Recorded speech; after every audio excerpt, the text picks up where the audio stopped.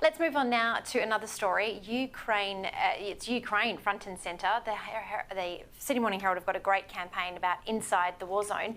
But another story which has captured everyone's attention today, Mogul's $740 million bet on Ukraine reconstruction.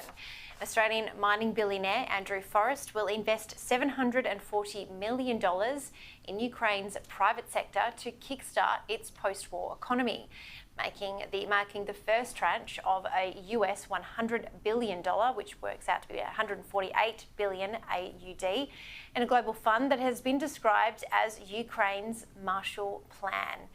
This is really fascinating, Erin. I know that Twiggy is a massive humanitarian and he has a big bleeding heart when it comes to issues that impact the wider community. How do you think that this will be received on a wider, more global scale, considering we've still got, shells being dropped in Poland as Ukraine defend themselves from Russia at this point in time?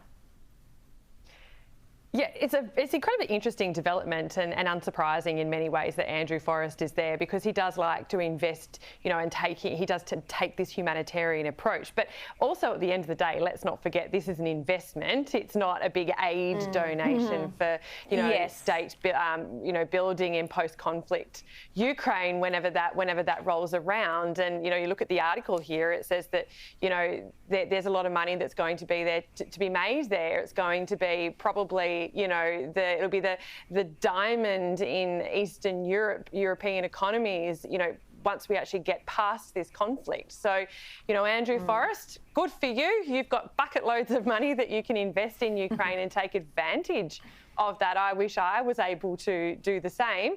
But also, for all of the criticism there, it's a great thing that he is doing and that he's choosing to invest his money there. There's lots of other places he can invest. He makes some really interesting investments around places like in Argentina and so on, developing green hydrogen. But, I think that this is a really interesting one to watch, and good on him, because there's a lot of other places that are probably be a little bit of lower risk, but I suspect the return on this will be very, very high one day. Yeah, very hands-on. It's always a business decision front and mind for most philanthropists. Yes. I think I'm unfortunate not to be one of them, but hey, a gal can dream.